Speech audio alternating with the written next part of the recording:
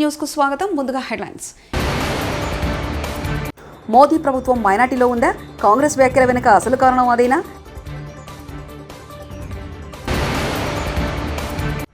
తెలుగు రాష్ట్రాల మధ్య సత్సంబంధాలు ఉండాలి. తెలంగాణ మంత్రి ఉత్తమ్ కుమార్.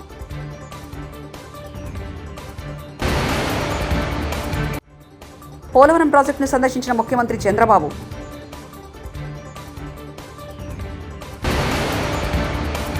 ఏపీలో గంజాయి విక్రయాలపై కఠిన చర్యలు తీసుకుంటాం మంత్రి నారా లోకేష్. కేంద్రంలో వరుసగా మూడోసారి ఎన్డీఏ ప్రభుత్వం కొలువుదీరింది. ప్రధానిగా మోదీ బాధ్యతలు చేపట్టారు. ఎన్డీఏ మిత్రపక్షాలకు 292 మంది ఎంపీల బలం ఉంది.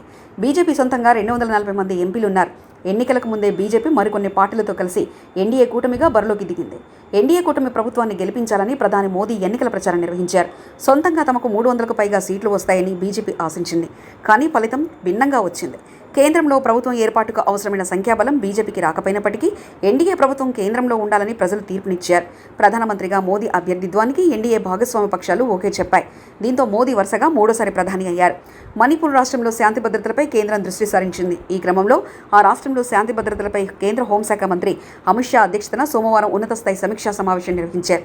రాష్ట్రంలో ప్రస్తుత పరిస్థితులపై ఈ సందర్భంగా చర్చించారు. ఈ సమీక్షా సమావేశానికి కేంద్ర హోంశాఖ కార్యదర్శి అజిత్ బల్లా, ఐబీ చీఫ్ తపన్ దేకా, మణిపూర్ భద్రతా సలహాదారు కులదీప్ సింగ్తో పాటు ఆ రాష్ట్ర CS DGP, Assam rifles DG తదితరులు పాల్గొన్నారు. అయితే ఆ రాష్ట్ర ముఖ్యమంత్రి ఎన్ బైరాన్ సింగ్ మాత్రం ఈ సమీక్షా సమావేశానికి హాజరు కాకపోవడం గమనార్హం. విద్యుత్ కొనుగోలుపై చట్టం తన పని తాను చేసుకుంటూ పోతుందని నీటిపారుదల శాఖ మంత్రి ఉత్తమ్ కుమార్ రెడ్డి వెల్లడించారు.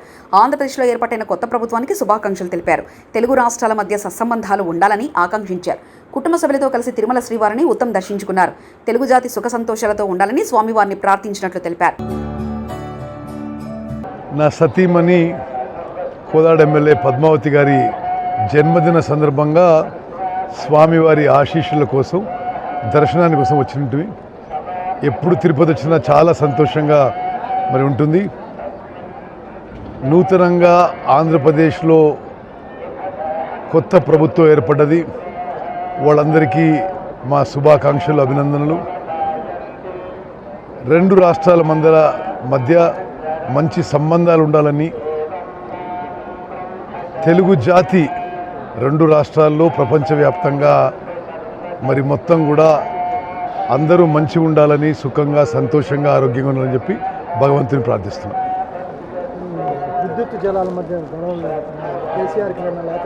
ఆంధ్రప్రదేశ్కు జీవనాడిగా భావిస్తున్న పోలవరం ప్రాజెక్టును సందర్శించి సమీక్ష నిర్వహించారు సీఎం చంద్రబాబు నాయుడు. ప్రాజెక్టుకు సంబంధించిన కీలక వివరాలను వెల్లడించారు. పోలవరం ప్రాజెక్టు పూర్తిగా అస్తవ్యస్తమైందని కీలక ప్రకటన చేశారు. ప్రాజెక్టును చూస్తుంటే బాధ, ఆవేదన కలుగుతుందని, పోలవరం ప్రాజెక్టును ఏపీకి జీవనాడిగా భావించామని పేర్కొన్నారు. పోలవరం ఆంధ్రప్రదేశ్ రాష్ట్రానికి ఒక వరంగా భావించి ఆ రోజు మనం శ్రద్ధ పెట్టాం. ఈ ప్రాజెక్ట్ వల్ల ఇది పూర్తి చేసుకుని నదుల అనుసంధానం చేసుకోగలిగితే ఈ రాష్ట్రానికి కరువు అనే మాట లేకుండా చేయొచ్చనే విధంగా మనం ఆలోచించి ప్రాజెక్ట్ ముందు తీసుకుపోయాం. ఆ రోజు కూడా చాలా దూరదృష్టితో, నాకుండే అనుభవంతో, ఎన్నికలైనాయి 2014లో. ఇక్కడ తెలుగుదేశం పార్టీ గెలిచింది, బీజేపీ తెలుగుదేశం పొత్తున్నాం. ఢిల్లీలో ఎన్డీఏ వచ్చింది. నేను మొట్టమొదటిసారిగా రిక్వెస్ట్ చేసింది, ఎందుకంటే నేను విజువలైజ్ చేశాను కాబట్టి, 7 మండలాలు తెలంగాణలో ఉన్నాయి, కరువుకి ముంపు గురయ్యే మండలాలు. ఆ 7 మండలాలు కానీ మనకి ఇవ్వకపోతే 2 రాష్ట్రాలు జూన్ 2వ తారీఖు నోటిఫై అవుతాయి. నోటిఫై అయిన తర్వాత మళ్ళీ అసెంబ్లీ పోయి ఆ రాష్ట్రాలు ఒప్పుకుంటే తప్ప ఇది సాధ్యం కాదు. అందుకనే పట్టుబట్టి మీరు 7 మండలాలు ఇవ్వకపోతే నేను ప్రమాణ స్వీకారం కూడా చేయను, ఇంకా పోలవరం ప్రాజెక్ట్ కాదు అనే ఉద్దేశంతో నేను పట్టుబట్టి ఫస్ట్ కేబినెట్ చరిత్రలో ఎన్డీఏ 2 అసెంబ్లీలో మామూలుగా మెంబర్లంతా కూడా ఓట్ తీసుకున్న తర్వాత రెగ్యులర్ బిజినెస్ స్టార్ట్ అవుతుంది. మినిస్టర్స్ ని స్వేరింగ్ ఇన్ చేసి ఎంపీ ఓట్ తీసుకో రెగ్యులర్ బిజినెస్ స్టార్ట్ అవుతుంది. అలాంటిది ఆర్డినెన్స్ ద్వారా నీట్పై నీలినడీలు కమ్ముకున్నాయని మాజీ మంత్రి హరీష్ రావు అన్నారు. బీజేపీ హయాంలో విద్య కొందరి చేతిలోకి వెళ్తుందన్నారు. వైద్య విద్య అంగట్లో సరుకైందన్నారు. పేపర్ లీకేజ్, గ్రేస్ మార్కులపై విద్యార్థులు ఆందోళన చెందుతుందన్నారు. నీటిపైన ప్రధాని నరేంద్ర మోదీ స్పందించాలని హరీష్ రావు డిమాండ్ చేశారు. 67 మందికి ఫస్ట్ ర్యాంక్ వచ్చిందన్నారు. ఒకే సెంటర్లో పరీక్ష రాసిన 6 విద్యార్థులకు ఫుల్ మార్కులు వచ్చాయని తెలిపారు. నీట్లో గ్రేస్ మార్కులు కలిపే విధానమే లేదన్నారు. 1763 మందికి ఎలా గ్రేస్ మార్కులు కలిపారని ప్రశ్నించారు. ఎవరు గ్రేస్ మార్కులు కలిపారో బయట పెట్టాలని హరీష్ రావు డిమాండ్ చేశారు. అంటే ఈ ప్రభుత్వం తీరు ఎట్లా ఉందంటే ఓడదాటేదాకా ఓడమల్లప్ప, ఓడదాటినాక బోడమల్లప్ప వ్యవహారం లాగా ఈరోజు రాష్ట్రంలోని కాంగ్రెస్ ప్రభుత్వ వ్యవహార తీరు శైలి ఉన్నది. ఆ రోజు ప్రతిపక్షంలో ఉన్నప్పుడు నిరుద్యోగ యువతకు అనేక హామీలు ఇచ్చారు, అనేక మాటలు చెప్పారు, వాళ్ళందరినీ రోడ్ల మీదకి తెచ్చారు, వాళ్ళని రెచ్చగొట్టి రాజకీయంగా లబ్ధి పొందారు. సంతోషం. మరి అధికారంలోకి వచ్చినప్పుడు వాళ్ళకు ఆ రోజు ఏ మాటలైతే ఇచ్చారో ఆ మాటల్ని నెరవేర్చాల్సినటువంటి బాధ్యత ఇవాళ కాంగ్రెస్ పార్టీ మీద, ప్రభుత్వం మీద ఉన్నది. ఇవాళ ప్రజా దర్బారుకు వెళ్ళి కాళ్ళ మీద పడ్డా కనికరం లేని ప్రభుత్వానికి మరి తప్పకుండా రాబోయే రోజుల్లో తగిన గుణపాఠం కూడా చెప్తారు. ఇప్పటికైనా నేను ఒకటే కోరుతా ఉన్నా, దేశజాలకు పోకండి, నిరుద్యోగ యువతకు ఇచ్చిన మాట నిలుపుకోండి. ఈరోజు వాళ్ళు ఇచ్చిన ఇది దరఖాస్తు పార్టీ కార్యాలయానికి వచ్చి గ్రూప్ 1 ఉద్యోగులు ఇచ్చినటువంటి దరఖాస్తు, ఇది గ్రూప్ 2, గ్రూప్ 3 పరీక్ష రాస్తున్నటువంటి నిరుద్యోగ యువతులు ఇచ్చినటువంటి దరఖాస్తు.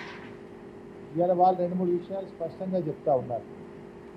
ఒకటి, గ్రూప్ 1 ప్రిలిమ్స్లో పాస్ అయినటువంటి విద్యార్థులకు 1:50 కాకుండా 1:100 చొప్పున మెయిన్స్ ఎగ్జామ్కు అవకాశం ఇవ్వాలని, తద్వారా ఎంతోమంది ఎస్సీ, ఎస్టీ, బీసీ విద్యార్థులకు మేలు జరుగుతుంది. రాబోయే 100 రోజుల్లో ఆంధ్రప్రదేశ్ రాష్ట్ర వ్యాప్తంగా గంజాయి విక్రయాలకు చెక్ పెడతామని మంత్రి నారా లోకేష్ చెప్పారు. మంగళగిరి ఈద్గాలో నిర్వహించిన బక్రీద్ ప్రార్థనలో నారా లోకేష్ పాల్గొన్నారు. ముస్లిం సోదరులతో కలిసి ప్రత్యేక ప్రార్థనలు నిర్వహించారు. 3 తెలుగుదేశం పార్టీ కార్యకర్తలను వైకాపా నేతలు హత్య చేసినా తాము సంయమనం పాటిస్తున్నామని చెప్పారు. శాంతి భద్రతలకు విఘాతం కలిగించవద్దన్న ముఖ్యమంత్రి చంద్రబాబు ఆదేశాల మేరకే తాము నడుచుకుంటామని మంత్రి లోకేష్ స్పష్టం చేశారు. ఋషికొండ ప్యాలెస్ వ్యవహారంలో ఇంకా బయటికి రావాల్సిన చిత్రాలు చాలా ఉన్నాయని, ప్రజా దర్బారును అన్ని నియోజకవర్గాల్లో నిర్వహించే అంశాన్ని పరిశీలిస్తున్నామని మంత్రి లోకేష్ చెప్పారు. మిమ్మల్ని అడుగుతున్నా, ఎక్కడండి వైకాపా కార్యకర్త, ఎవరు దెబ్బ తగిలింది, ఎవరిని చంపామే, ఒక్కడి జోలికి వెళ్ళాం మేము. వాళ్ళు 3 మమ్మల్ని చంపి తిప్పి మా పైన ఆరోపణ చేస్తాం, కరెక్ట్ కాదు. ఇంకా మీరు మొత్తం చూడలే, ఇంకా చాలా ఉందని. ఇంకా ముఖ్యమంత్రి గారు దానిపైన నివేదిక అడిగారు, ఎంత ఖర్చు అయింది, దేనికి ఖర్చు పెట్టారు, మొత్తం డీటెయిల్స్ అడిగారు. ఇంకా రావాల్సిన అవసరం ఉంది. ఇదే కాదు, ఇలా చాలా కట్టినట్టున్నారు. అన్ని వివరాలు వచ్చిన తర్వాత ప్రజల ముందర పెడతాం. అదంతా అధికారులు వాళ్ళ ప్రాసెస్ వాళ్ళు ఫాలో చేసుకుంటారు. Thank you. గంజాయి విషయంలో కఠినంగా వ్యవహరించమని మంగళగిరి నియోజకవర్గంలో ఉన్న పోలీసు సిబ్బందికి నేను ఆదేశాలు జారీ చేశాను. మొదటి 100 రోజుల్లో గంజాయి ఫుల్ స్టాప్ పెట్టాలని నేను చెప్పాను. ప్రత్యేకంగా నేను డీజీ గారిని కలిసి, హోంమంత్రి గారిని కూడా కలిసి, నిన్న రాత్రి కూడా హోంమంత్రి అనిత గారితో కూడా మాట్లాడటం జరిగింది. పాదయాత్రలో గంజాయి వల్ల కుటుంబాలు ఎలా నాశనం అయినాయో నేను చూశాను. మీరు కఠినంగా వ్యవహరించాలని ఆమెను కోరాను. మేడం గారు కూడా సమీక్ష పెడతా అన్నారు, సభ్యుతో రివ్యూ చేస్తా అన్నారు. ప్రజలందరూ చూస్తారు. కేంద్ర మంత్రి కింజరపు రామ్మోహన్ నాయుడు, రాష్ట్ర మంత్రి కింజరపు అచ్చెన్నాయుడులకు విశాఖపట్నం ఎయిర్పోర్ట్లో తెలుగుదేశం పార్టీ కార్యకర్తలు ఘనస్వాగతం పలికారు. సోమవారం ఉదయం ప్రత్యేక విమానంలో విశాఖ చేరుకున్న తమ మంత్రులకు స్వాగతం పలికేందుకు భారీ సంఖ్యలో నేతలు, అభిమానులు ఎయిర్పోర్టుకు చేరుకున్నారు. అక్కడి నుంచి శ్రీకాకుళం వరకు 200 కార్లు, 350 బైకులతో భారీ ర్యాలీతో మంత్రులు వెళ్లారు.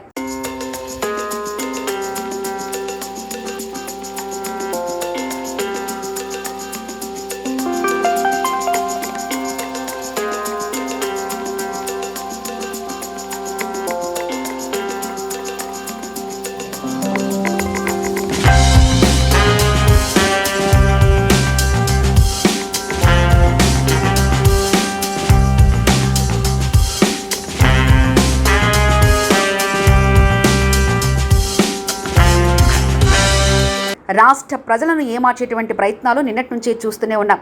రాబోయే రోజుల్లో గవర్నర్, రాష్ట్రపతి, ఇతర పెద్దలు వచ్చినప్పుడు దాన్ని ఎలా ఉపయోగించాలో చూడడం మానేసి ఇంకా వైఎస్ జగన్మోహన్ రెడ్డి గారి ఇల్లులా చిత్రీకరించడం సమంజసం కాదని గుడివాడ అమర్నాథ్ మాజీ మంత్రి వ్యాఖ్యానించారు. చాలామంది వారి కార్యకర్తల్ని, అలాగే చాలామంది మీడియా సహచరుల్ని అందరినీ కూడా వారిని అందరినీ కూడా లోపలికి తీసుకొని వెళ్ళి చేసినటువంటి ప్రచారం, తర్వాత జరిగినటువంటి దుష్ప్రచారం, ఇవన్నీ కూడా ఒకసారి ప్రజల్ని ఆలోచన చేయమని చెప్పి కోరుతా ఉన్నాం. ఋషికొండ మీద గడిచినటువంటి 3-4 సంవత్సరాలుగా ఏ రకంగా దుష్ప్రచారం చేస్తూ ఉన్నారో, దాని మీద ఎన్ని రకాలుగా అడ్డంకులు సృష్టించాలనేటువంటి కార్యక్రమాలు చేశారు అనేటువంటిది మనం అనేక సందర్భాలు చూసాం. అనేక కోర్టులకు వెళ్ళారు, అనేక పర్యావరణానికి సంబంధించినటువంటి కేసులు వేశారు. వీటిని అన్నిటినీ కూడా అధిగమించి ప్రభుత్వం చేపట్టేటువంటి కార్యక్రమాలని, ప్రభుత్వం చేపట్టేటువంటి నిర్మాణాలని పూర్తి చేసేటువంటి కార్యక్రమం చేసి దాదాపు 4-5 నెలల క్రితం వాటిని ముహూర్తానికి సంబంధించి మంచి రోజు అని చెప్పి వాటిని ప్రారంభించేటువంటి కార్యక్రమాన్ని కూడా ఆ రోజు మేము చేయడం జరిగింది. అయితే ఇప్పుడు చేస్తున్నటువంటి దుష్ప్రచారం అంతా కూడా అదేవో సొంత భవనాల్లాగా, ఈరోజు ప్రభుత్వం వారు ఉన్నారు, ప్రభుత్వంలో వారు ఉన్నటువంటి సందర్భాలు, ప్రభుత్వం దాన్ని ఏ రకంగా ఉపయోగించుకోవాలనేటువంటిది చూడడం మానేసి విజయవాడ మాజీ కార్పొరేటర్ సందీప్ జగదీష్ అర్ధనగర ప్రదర్శన శిరోముండనం చేయించుకున్నారు. విజయవాడ సెంట్రల్ నియోజకవర్గంలో వైసీపీ దళిత నాయకుడిపై స్థానిక ఎమ్మెల్యే బోండా ఉమామహేశ్వరరావు గుండాగురి గత ఎన్నికల్లో వైసీపీ తరఫున ప్రచారం చేశాడనే కోపంతో దళిత వైసీపీ నాయకుడు సందీప్ జగదీష్కు చెందిన భవనాన్ని జేసీపీల సాయంతో కూల్చివేయించిన బోండా ఉమా అనుచరుల సమక్షంలో అధికారులు ఈ ఘటనపై తీవ్ర మనస్తాపానికి గురై కూల్చేసిన భవనం ముందు శిరోమండనం చేయించుకుని అర్ధనగ్నంగా నిరసన తెలిపిన వైసీపీ దళిత నాయకుడు సందీప్ జగదీష్. ఒక పెద్ద ఒక ఆఫీసర్ తీసి తల ఒకరికి ఇవ్వండి అని అంటాడు. నాకు శిరోమండలం చేపిస్తానని అంటున్నాడు బోండా ఉమామహేశ్వరరావు గారు. నాకు శిరోమండలం చేపిస్తానని అంటున్నాడు. ఓకే, చేయించమని చెప్పండి, చేయించుకుంటా. నా భార్య, నా పిల్లలు చేయించుకుంటా శిరోమండలం. బోండా ఉమామహేశ్వరరావు నువ్వు చేయటం కదా అంట. దళితుడికి ఎవరికో సుబ్రహ్మణ్యం కాలకి చేయించాలంట. నాకు చేయించుకుంటా.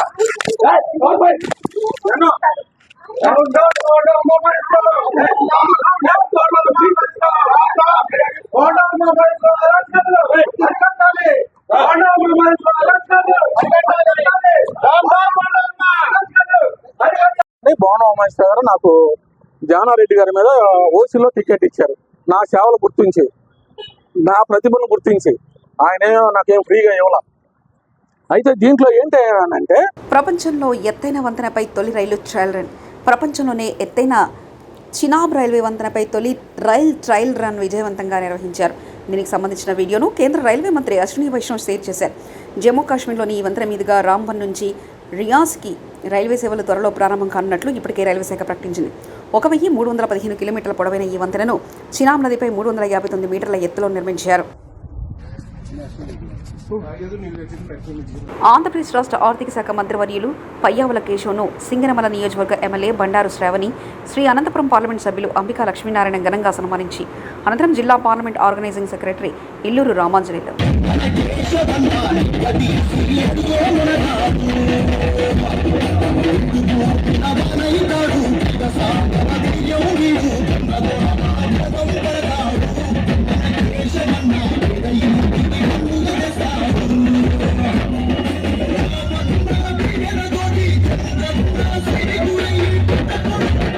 ఆంధ్రప్రదేశ్ రాష్ట్ర ఆర్థిక శాఖ మంత్రివర్యులు గౌరవనీయులైన శ్రీ పయ్యావుల కేశవ్ను అనంతపురం జిల్లా సరిహద్దులో అఖండ స్వాగతం లభించింది.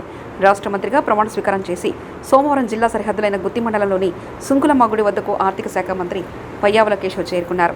సుంకులమ్మ గుడి వద్ద అనంతపురం పార్లమెంట్ సభ్యులు Ambika Lakshminarayana, Anantapuram urban MLA Daggupati Prasad, Kalyandurgam MLA Amilineni Surendrababu, Tadipatri MLA JC Asmith Reddy, Guntakal MLA Gummanur Jayaram, Madakasira MLA MS Raju, Singanamala MLA Bandaru Sravani, ద్విసభ్య కమిటీ సభ్యులు మొంటిమడుగు కేశవరెడ్డి, అలం నరసనాయుడు, పెద్ద ఎత్తున ప్రజాప్రతినిధులు, నాయకులు తదితరులు పుష్పగుచ్చాలు అందించి ఘనస్వాగతం పలికారు.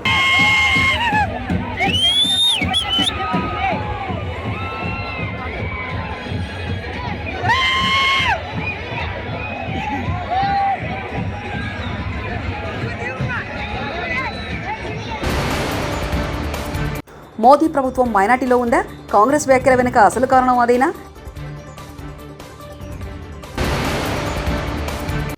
తెలుగు రాష్ట్రాల మధ్య సత్సంబంధాలు ఉండాలి. తెలంగాణ మంత్రి ఉత్తమ్ కుమార్.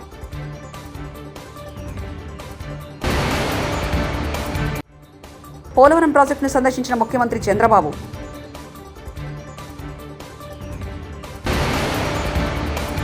ఏపీలో గంజాయి విక్రయాలపై కఠిన చర్యలు తీసుకుంటాం. మంత్రి నారా లోకేష్.